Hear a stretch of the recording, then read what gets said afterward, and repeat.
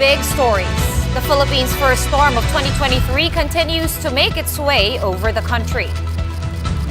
Signal number 1 is now up over 19 areas as Tropical Depression Amang continues to head toward the northern coast of Catanduanes. State weather forecasters said that areas under signal number 1 may experience strong winds and advises the public to be ready for such an occurrence.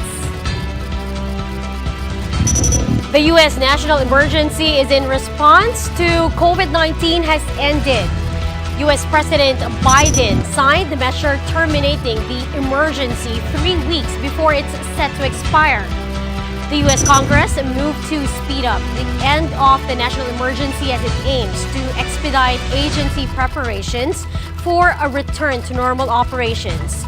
We'll speak with infectious disease expert Dr. Ronchin Solante later in the program to find out if the Philippines is ready to follow suit. And pork prices are on the rise with more and more municipalities reporting incidents of African swine fever. The number of municipalities is now close to 500. One agricultural group is now criticizing the government for its failure to impose strict border quarantine measures.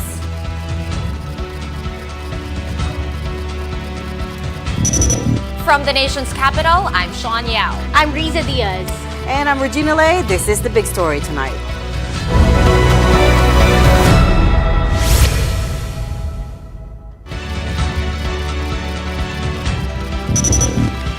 Tropical Depression Amang has maintained its strength and continues to move westward toward the northern coast of Catanduanes. Now, as of 5 p.m. today, Tropical Depression Amang was spotted 130 kilometers northeast of Virac. It is packing wind speeds of up to 55 kilometers per hour and gustiness of 70 kilometers per hour.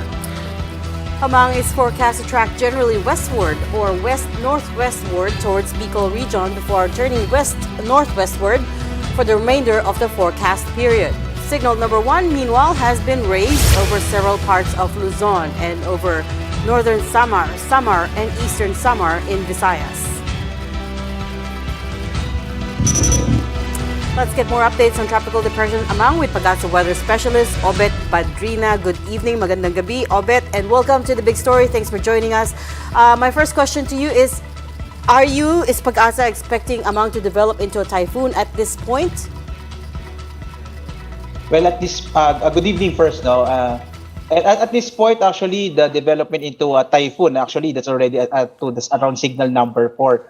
There's a very very less likely, if ever at the most it may reach up to the tropical storm category. Although until now, based on our latest tracking and forecast intensity, most probably it will just maintain its tropical depression category. And based also on our latest track, the possibility of it to weaken to low pressure area is more probable, particularly this coming Friday.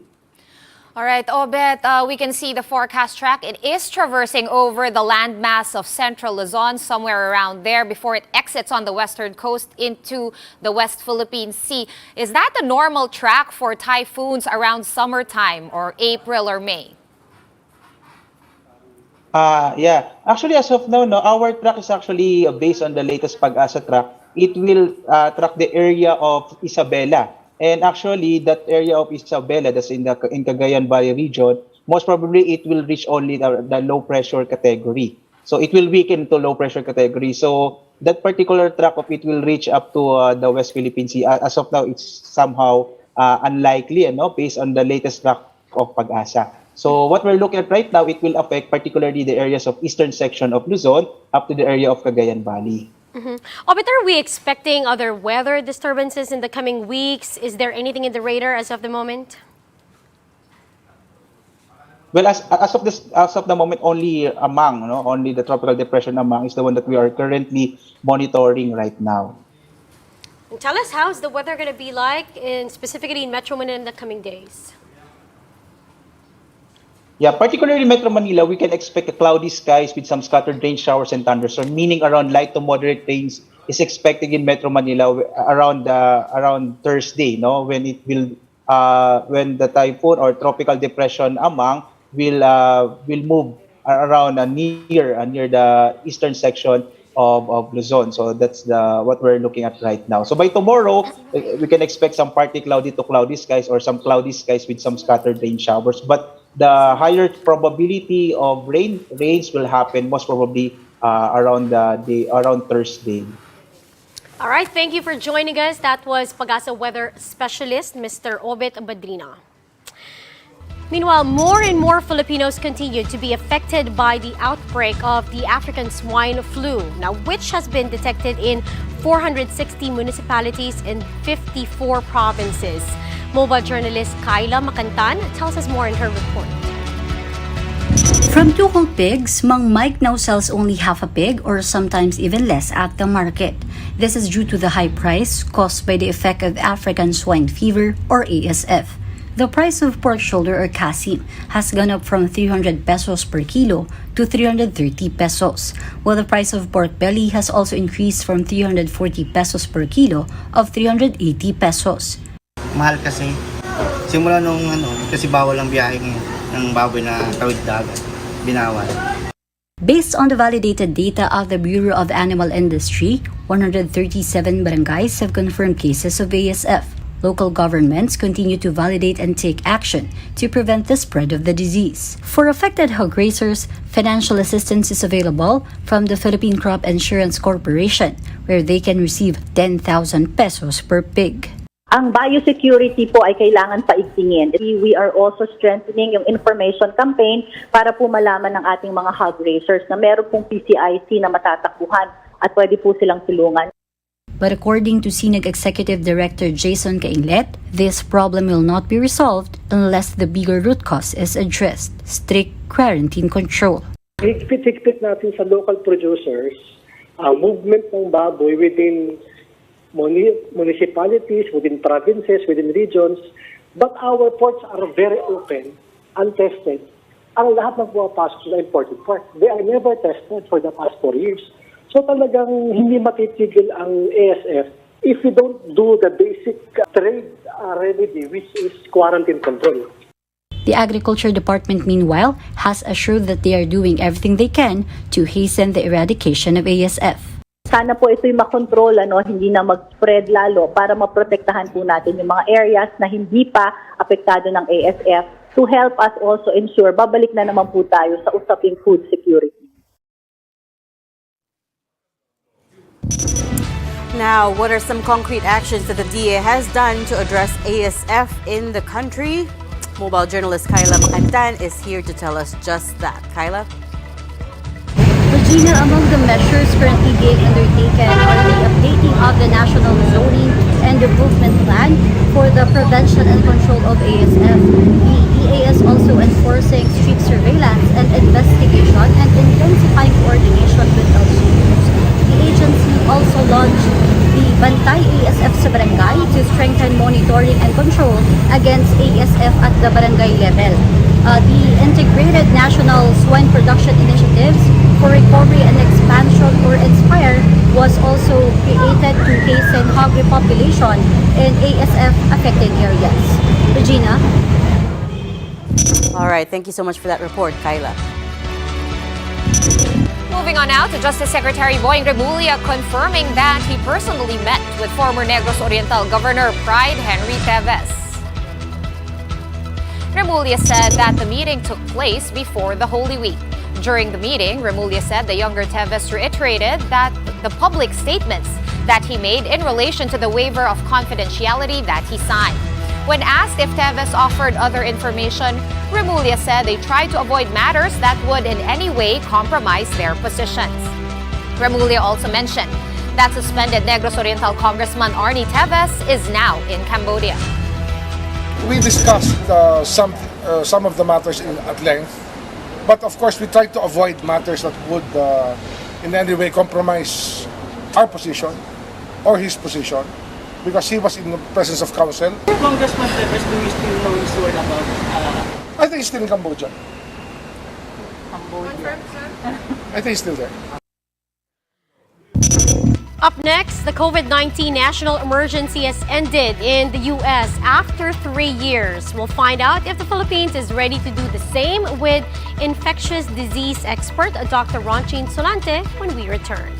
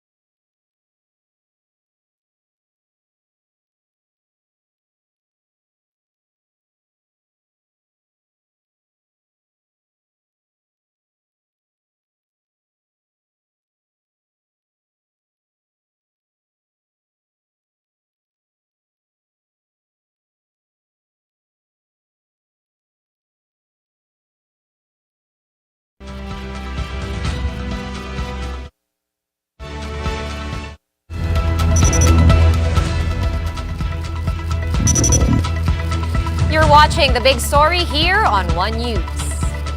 U.S. President Joe Biden has signed a bill ending the COVID-19 national emergency in the United States. The White House issued a one-liner statement saying Biden signed the measure behind closed doors after initially opposing it in public, though not to the point of issuing a veto. It added that the termination of the emergency does not impact the U.S. government's ability to wind down the measure in an orderly way. The U.S. Congress moved to speed up the measure as it aims to expedite agency preparation emergency, which imposes tough immigration restrictions at the U.S.-Mexico border. So now the big question, is the Philippines ready to follow suit? Let's hear it from infectious disease expert and technical working group member Dr. Ronjean Solante. He joins us live via Zoom. Dr. Solante, welcome to The Big Story. Thanks for your time today. Let me put it to you bluntly. So the U.S. has declared the COVID emergency over. Are we ready to do the same? Yeah, I think we're almost ready for that. No, and this is based on what metrics has we've been monitoring for the past month. Number one, our healthcare utilization rate has been very low for the past several months, which started even the latter part of 2022. The utilization rate in the ICU, the severe cases, has dropped significantly. And although the positivity rate has a slight uptick in some instances over the past month, but it's still below the 10%, which is the threshold for a WHO alarming cases. So for me, I think we're ready to lift the public health emergency, but there are things that we need to maintain. One is the health protocol should stay, the voluntary masking, especially for high-risk population, the vaccination for the vulnerable population, especially availability of updated vaccine should be prioritized. And then the third most important one is we need to prepare the healthcare facilities for any eventuality that there will be an uptick of cases. Then we are ready to accommodate those COVID cases. Right, Dr. Solante, exactly what I wanted to ask you. After the expiration, well, technically, I think, just to clarify, the state of emergency with the COVID-19 here in the Philippines had already lapsed at the end of the 2022. What happens now to vaccinations? I understand that the state of calamity or state of emergency had a lot to do with the funding and the procurement of these vaccines. What happens to the vaccination program now? Yeah, this is just a slight problem because with the lifting of the state of calamity, the indemnification clause for the general immunocompromised and the healthcare workers, because I don't think we will be ordering volumes and volumes of COVID vaccines. The direction now is really small volumes and availability of bivalent vaccine, and only be given to those high risk for severe infection, as what I've mentioned, the vulnerable. If you're vaccinated, you can still get the infection. So like, for example, if the positivity rate between 5 to 6% or 7%, that's still okay, which means that people are still getting the infection. But what is important, people are not going to the hospital. So on that note, I think the government should also be allocating budget for the healthcare system to maintain its viability, availability of antiviral agents like remdesivir, Paxlovid, and molnupiravir, because these are important treatment options. Do you know why U.S. is so confident in lifting the public health emergency? It's because they have all the means of options to prevent people from dying, to prevent people from getting the severe infections because of their healthcare system.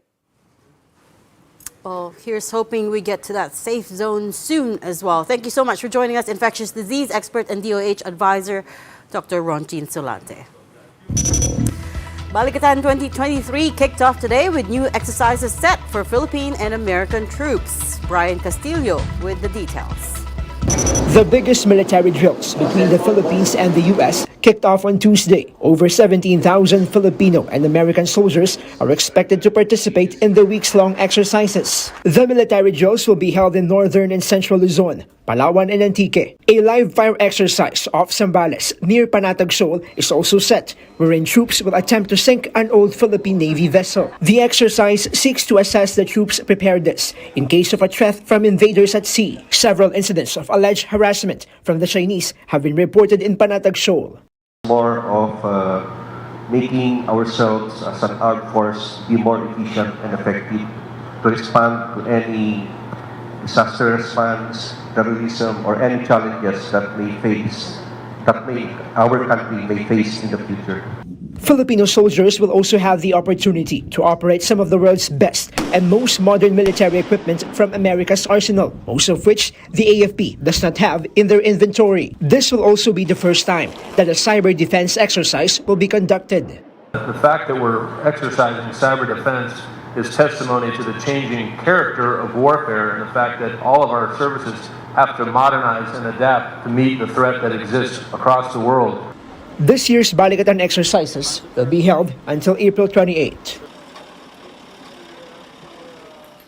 And any talk on joint drills between the Philippines and the United States just isn't complete without a reaction from China. Brian Castillo gives us an update on how China is taking this latest round of Balikatan exercises.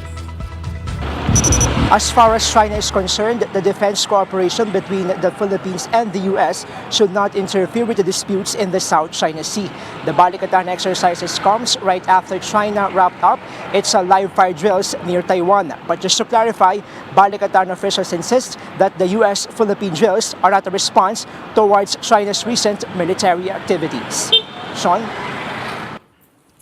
Thank you for that, Brian.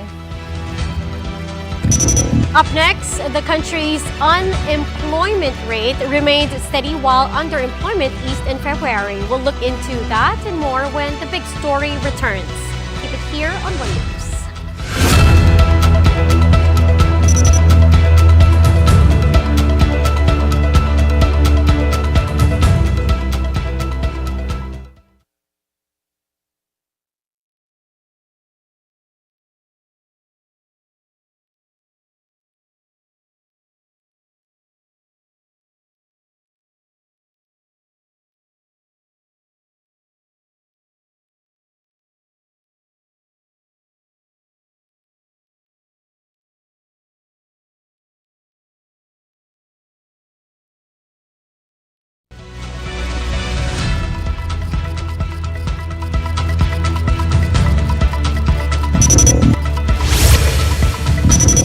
Welcome back. You're still watching The Big Story here on One News. Now, some areas are experiencing water interruptions, prompting fears of a looming water crisis if El Nino comes by the third quarter. But the MWSS assures the public that there will be no water rationing or reduction of water supply until next year. Marian Enriquez with the report. As early as 12 noon, 31-year-old Tisoy, who owns a small carinderia in Sampaloc, Manila, starts saving water. He even uses the steamer as storage. He needs to fill up all his pails and basins because there's a scheduled water interruption by 4 p.m. that will last till around 6 a.m. Ang sobrang hirap talaga pag walang tubig mag-aalas 4 kasi kailangan ko talaga kasi marami ako mga short order, marami nagpapaluto sa akin. Mga short order ko hindi ko minsan magagawa kasi wala na akong tubig magagamit sa paghuhugas ko. Maynilad explains that this is due to reduced raw water reaching the Novaliches portal in Quezon City. Maynilad spokesperson Jen Rufo added that the daily service interruptions are in place until further notice as they need additional allocation from Mangat Dam so that more water will reach the Novaliches portal. If this is the current scenario, how much worse will it be when the country starts experiencing the effects of El Nino? Pag-asa has earlier reported that El Nino will likely develop during July, August, September season and may persist until 2024. Kung hindi dumating ang ulan at hindi bumagsak o minsan may dumarating, hindi naman bumabagsak ang gat, we won't reach that safe level of storage in the dam. that will carry us to next year. So that's a concern. It's not this year, it's next year's, the concern will be next year, if the rains don't come. However, the Metropolitan Water Works and Sewerage System or MWSS maintained that there is enough water supply and that there will be no water rationing that will happen come these months. Wala pong mangyayaring water rationing. That's why we have these mitigating measures to tugment po talaga yung come July po. 90% of the water used in Metro Manila is supplied by the Angat Dam. The Angat Dam has two reserve dams, Ipo and La Mesa. Another potential dam that could help address a looming water crisis is the Kaliwa Dam, which would traverse the Quezon and Rizal provinces. It is now 20% built, and MWSS officials say construction is set to finish by December 2026. But the construction is facing opposition from locals and indigenous peoples and environment advocates. For House Ways and Means Chair Joey Salceda, it is also high time to pass the bill pushing for a water resources department. Now, earlier we asked Marian Enriquez what the current water levels in the country's major dams are looking like. Marian?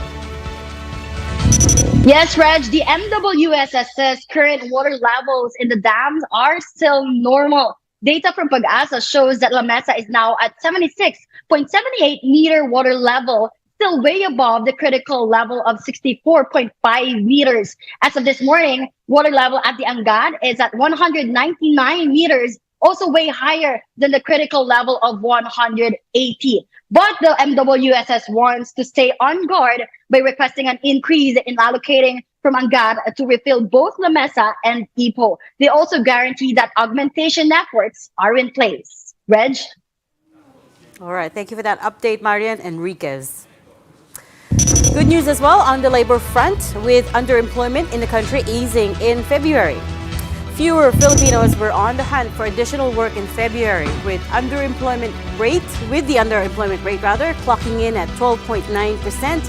That's down from over 14% the previous month in January.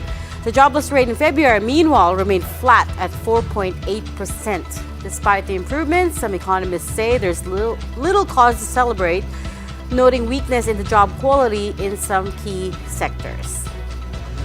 All right, Reg, actually, going through these numbers and taking them apart, I know the unemployment rate itself did not move, but if you take into consideration the large number of Pinoys who just joined the workforce, it means there was an actual improvement on the ground, isn't it? That's what the NEDA would like to think. Would put it. That's how the NEDA would put it, the National Economic Development Authority, of course. But they are correct in pointing out that the silver lining is the underemployment rate because going up. It's always a statistic that we look at that's going down, right? Underemployment refers to people who are either looking for more hours to work or are overqualified for their jobs, therefore they're looking for better jobs. So it's a silver lining that we're seeing it tick down to, I think 12? Just under 13%. 12.9% in the previous month. And again, that's down to the fact that we've lifted COVID restrictions, right? The numbers are good. They're looking good. It's like a big rebound from the many jobs that we lost during the pandemic. But you're right, the quality, are these permanent jobs? Are these part-time jobs? So it's so vulnerable to just really say that, okay, we're getting there, and that's why I know that we want to celebrate, but let's keep it. I also did notice with the report from the PSA that construction jobs have actually gone down. So, I'm sort of kind of missing that infra push from the previous administration. But the current administration has said that they will push infra to provide more jobs. So what do you think about that? That's what it comes down to, right? The quality of the jobs. Are we getting enough good quality jobs out there? You're right. In manufacturing, we're seeing it drop as well as in real estate services, in IT, in property. So where we're seeing the uptick are in revenge spending. Revenge travel related industries like accommodation, right? So we want to see a more of a balance across the board is what I'd like to see as well. All right, that's all the time we have for tonight, though. That's the big story tonight. For more updates, follow News 5, the Philippine Star, and Business World online. You may also log on to onenews.ph for more in-depth analyses. I'm Regina Lay. Now, the big story is also available via Signal Play app, and make a free account now at signalplay.com and stream One News anytime, anywhere. I'm Riza Diaz. Stay safe, Philippines. And I'm Sean Yao. We are One News, all sides, all the time.